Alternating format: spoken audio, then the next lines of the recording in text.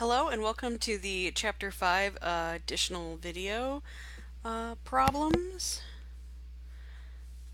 So this list is going to try to be everything I've taught you so far, and I'm going to remind you of some things that you maybe didn't notice so much as we went through our first examples in your lesson, and I'm hoping that these additional examples will help you get what's going on with probability and make you note some things you maybe didn't notice before.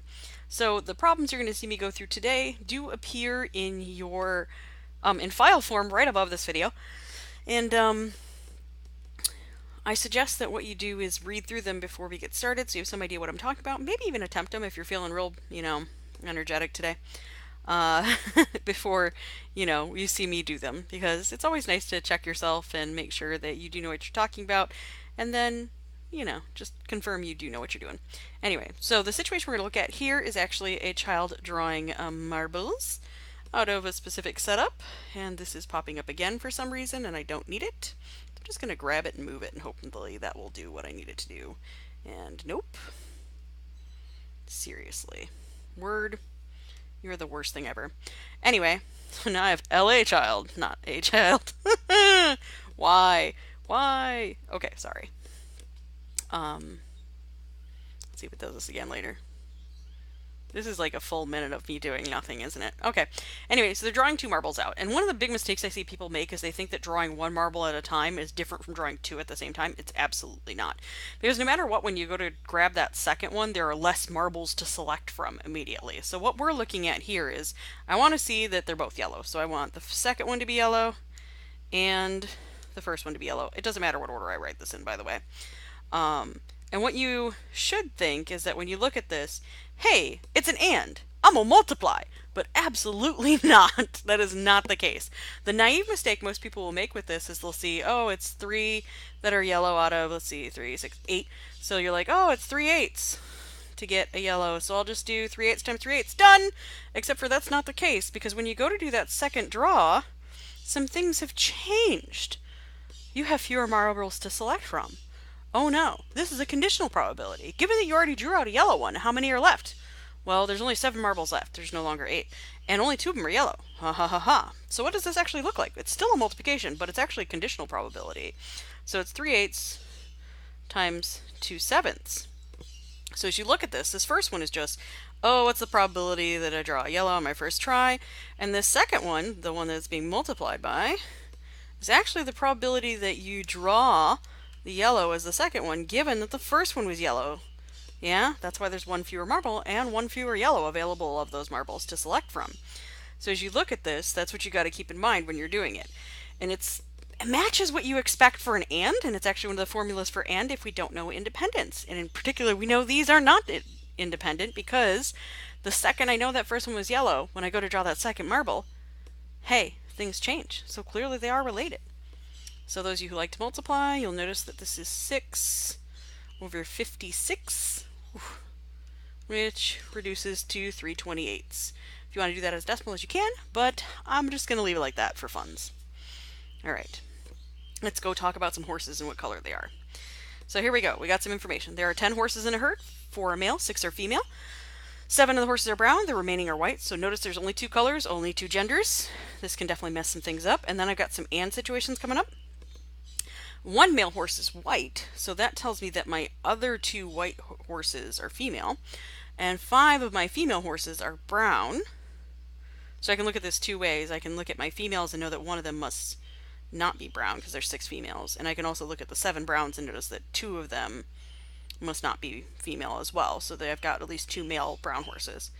Yeah, so you can kind of organize this as to what do I know. Anyway, none of that's related to the question. Well, it is a little bit related to the question. But let's do the question. Hey, a horse is randomly selected from the herd. Given that the horse is brown, what is the probability that the horse is male? So I'm doing the probability. Oh boy. I pressed down way too hard. That the horse is male, given that I already know the horse is brown. So if you're picturing this situation in reality, it's like, ooh, I grab a horse, I notice that they're brown, and now that I know that information, I'm going to ask, what's the probability that they are male? This is very different from, I don't know, it's out of 10, and I don't know their color, and it may be brown, it may be not, I don't know. And I'm just going to use the traditional formula for this because there's lots of ways to do this. And if you're thinking, oh my gosh, I can do this easier, there's totally an easier way to do it. But because I haven't used the formula yet, I'm going to. So I'm going to do male and brown divided by the probability that the horse was brown. And relating back to that initial scenario I gave you, you'll notice that this matches your instincts. Okay, I already know that the horse is brown. What's the probability that it's male? Yeah, that's why we're dividing by brown, and we're doing the whole and with brown bit because I already know it has to be brown, so it already has to be brown. What's the probability it's male? Okay, so up top, actually the top one's harder. I'll do the bottom one first. How many browns did I got? You go back over here, 7 of them are brown, so 7 out of 10. And then I got to do brown and male. So I've got 5 female horses that are brown and 7 that are brown. So that means there's 2 of them that are male. These fractions don't really fit here. I should have made more space. So when you do your maths, that's going to be 2/7. P.S. You only call it maths if you're from Europe. Whatever. All right. Let's see. 1 horse is selected randomly from the herd. I'm on B now. What probability... what is the probability? I can read.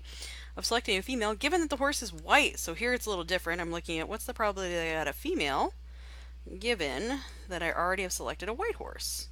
Okay. So I'm going to do this one a little differently. So it's very much a similar question. I'm asking about gender, given color. You know, there's how it is.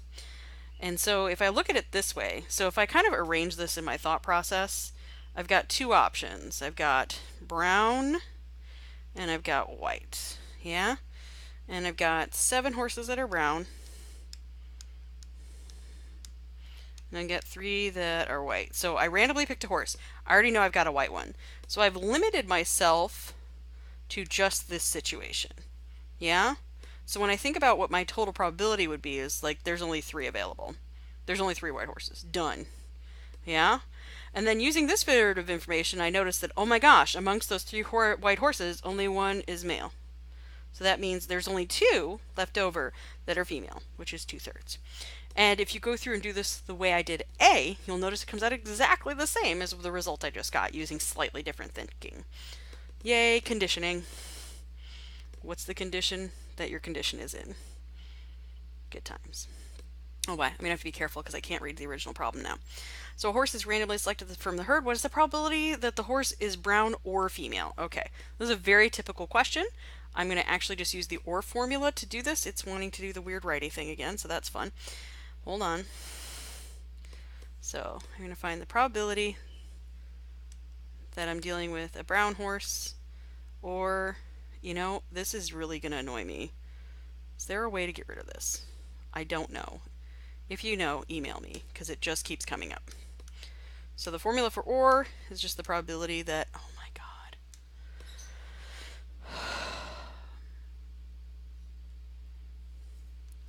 Probability that I'm looking at a brown horse or a female horse, so plus the probability that I'm looking at. Is there a way to stop this? Hold on. I'm going to pause. So my pen's not working. That's going to make this super fun to do. So I'm going to try drawing this with touch and see if that works. So probability that I've got brown or they're female. So of course we need the probability that they're brown and the probability that they're female. But keep in mind, any horse that has both those characteristics, I've counted twice. So if you're brown and female, I counted you here in the brown group and I counted you here in the female group. So I overcounted this group. The probability that you're brown and female.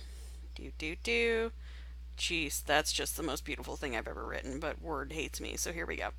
Alright, so I got 3 fractions I gotta deal with. Fractions are fun. They are your friends. They should be your favorite F word. Now I'm just diatribing. That's not good. So I know my total is 10 for all these groups, so I know what my denumerator is. Sorry, that's what my old German teacher used to say, denumerator and denumerator. It was very confusing, because de is the... Anyway, okay, that's a terrible fact about math that maybe you didn't care about. Anyway, and German, because, you know, German. Anyway, oh boy. So the amount of brown horses I have, oh my, I've forgotten already. There's 7 of them. I had to go look. It's cool. And then how many females do I have in total? I have 6 females. And now how many females do I have that are brown? So again, I'm going to go back to that idea that I know 5 of my brown horses are female, and use it. All right. Subtraction, we are friends. This is going to be 8/10, which if you like reduction, you would go ahead and call that 4/5. And if you like decimals, you would call that 0.8. Good times. And this is the one I really need the pen for, is number 3. Oh, I went past that answer kind of fast. So again, we're subtracting the overlap, things that are in both groups. Yay! Because those individuals got counted twice. Here we go. Now, I really wanted the pen for this example because I want to draw you a picture that will help you make sense of this very complicated rain, rain, go away, come again another day idea. So let's see how I do and how much I'm going to scream at the pen trying to do this. Yay! There used to be a draw menu. It was called Draw with Touch, and it worked so great in Word, but it's gone, and I don't know where it went. All right, so let's write down some things we know. So, I know that on a dry day, there's only a 0.2 chance of an accident. Yep, highlight. Or not, that could work too. All right, and on a wet day, it's 1%, so it's slightly higher. So be careful with that 0.2%. I'm going to change that to a decimal to make it clearer what's happening here because, well, when I go to multiply them, I'm not going to do it as percentages. So, just prepare yourselves that I'm about to write all these out as decimals and that it's going to hopefully not make you crazy. And then the rain forecast is 20% today. So 20% chance of rain, 80% chance not rain. And then what we want to do is find the probability that there is an accident. So the first thing I want you to notice about looking at this is the stuff I know. So I'm going to write down what I have. So the probability that there's going to be an accident given the roads were wet, so I'm just going to write that as rain, is 0.0, what is it? Oh, it's not 0.02, that's the 0.1. That's 1%, which we know to be 0.01. Thank you, percentages. And then the probability that you have an accident if there's no rain, so rain complement, or I'm under dry conditions, go figure, if we're discounting snow here or anything else that might make the road wet, is 1%. Wait, no, that's the 0.02. Sorry, 0.2%, which is 0.002. Be careful here. And then I know the probability of rain is 0.2, and then the probability of not rain is therefore 0.8, thanks to complements. 80-20, yo. Now that I got that summary, I'm going to line her up here down and draw you a picture of what's happening. So there's only 2 options. Either it rained or it didn't. Yeah? This is my rain area. Woohoo! 0.2. And this is my not rain. Rain complement. I already came up with a symbol for this. Why am I doing new symbols? And then, over here I have 2 options. Either there is an accident or there wasn't. So up here I've got rain, accident, no accident. This part I don't care about. Accident, no accident. So I'm going through my possibilities. So this one's no rain and accident. No rain. And this one's rain and accident. So as you look at this, these are the 2 ways an accident can happen here. Either the road was wet or it wasn't. Yeah? And so I need the ands. So a little polite reminder. How do you calculate an and if you don't know things are independent or not? So to do an and, so the probability of A and B,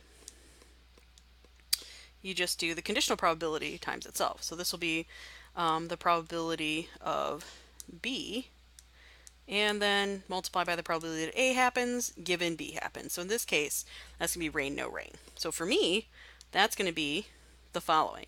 So for this first one, for it rained and there was an accident, it is the probability that it rained, and there was an accident given that it rained. So this is the 0.2 times the 0.01.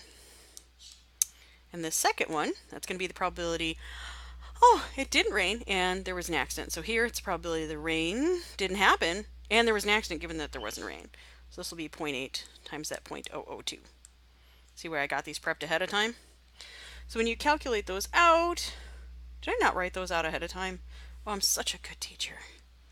Okay, we're going to pretend I'm not pulling out a calculator and doing this right now because I was supposed to do them ahead of time. So this is 0.002. Multiply. Why is this bringing this up again? It's just to make me angry. Pen. I want to pen. Do you want to pen? Let's pen. 0.0016. And you add those two together since it's the only ways an accident could happen, either with rain or without rain. And that, when you add them together, gives you a lovely 0.0036. And so, if you are one of those people who insists on writing these as percentages, not probabilities, you would say it's the 0.36 chance of an accident regardless of the wet weather. Good times. Haha. You should also wonder about how to get these other events. If you're feeling real creative, now that you have the and for these two, you should be able to figure out what the complements are. Dun dun dun. Fun. Depending on your definition of fun. All right.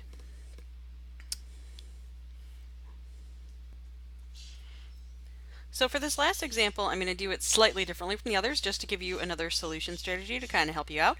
And this will hopefully give you some reminders of things that happened in Chapter 4. So you have a sample of 100 children, 60 of which are boys, 40 of which are girls, and they're asked, hey, do you like to play football? 55 of the boys said yes, and 5 of the girls said yes. What's the probability that a child says yes, given that they are a boy? So I'm going to do this with a table, which is different from what we've done before. So that was a little bit of oversensitivity on my pen's part. So I've got two options I'm going to do up top. I'm going to have the boys and the girls. Maybe not a complete G though. And I know how many of each of those I've got, and I've got another variable going here that I'm going to do across. So I know that I have 60 boys and 40 girls. And then I've got yes and no answers to this question. Woohoo! So as you look at this, I'm going to have some totals running around here too, because those will help me out. So I had 5 girls say yes, and 55 boys said yes. So there's a couple things we need to fill out. So everything I have in black are things that were given to us in the question. Oh, except for one thing. I missed that. I need to remind myself my total overall is 100 for everything, and that'll help me out here a little bit. So the first thing you'll notice is that I've got all no missing, but I can figure that out since my total of boys is 60 and I know 55 of them said yes. That means 5 said no. And then when I look at my girls, there's 40 of them and 5 said yes, which means 35 had to say no. I know you might be quick to say, oh, clearly there's a difference between these two groups, but remember, differences, happen. And sometimes their controls might be just by size, because notice I do have more boys than I do girls. There's some definite differences happening here. So I'm also going to go ahead and do the other totals just in case I need them. So in total, the number that say yes is 55 plus 5, and that will give me 60. And then the number that say no is 5 plus 35, which is 40. And this is entirely by coincidence. Don't think that these values need to match these, because that's also another common mistake. Don't assume your row and column totals should match. Actually, don't need these arrows, so I'm going to get rid of them. Okay, cool. So what is the probability that a child said yes to this question given that they are a boy? So this fact that, hold on. So I want probability they said yes given that they're a boy. So what I could do is I could go ahead and do my traditional way of doing this. So I think I'm going to show you both. The probability they said yes and they are a boy over the probability that they are a boy. Okay, so traditionally if you did it that way using the table, you would grab, oh come on, not again, all I did was scroll. So yes and boy, where is that group? Yes and boy, that's this value right here. So 55 out of 100 divided by the total number of boys, which is 60 out of 100. I'm going to make this fit whether it wants to or not. That's great. Is 55 out of 60. So pleasant right there. 50 divided by 60. I don't know why it suddenly started doing that again. I want to write with the pen. So this is slightly over 91%. If you like reduced fractions, this is 11 12ths. Oh boy, that's really on the edges. Okay, that's fun. Now the other way you could approach this is knowing the idea of the given. Given that I have a boy, I'm only looking at this grouping. Yeah, and I want to see the probability that given that I have a boy, they said yes. Oh, that's this group. So that's 55 out of 60. So my total, since I'm only looking at boys, is 60. And in that group of only boys, the ones that said yes is this group. So see how that just gets you the same thing, just in a slightly different way. Fun times. That's all I've got.